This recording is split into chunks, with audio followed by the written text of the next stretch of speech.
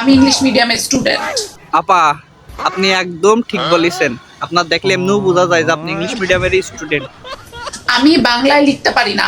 এ বাল, আমি যে মলাম, আমার বন্ধু 3 পাস সে তাই বাংলায় কিছু লেখে না, আর আপনি বড় ইংলিশ মিডিয়ামের স্টুডেন্ট, আপনি বাংলায় লিখলে মান সম্মান থাকবে? আমাকে যদি আপনি এখন 94 টাকা বলেন, আমি 94 টাকা বুঝবো না।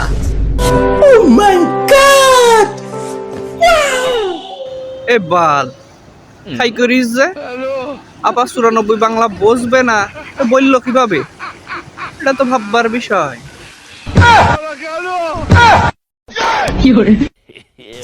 94 বলতে হবে আপনার আমাকে।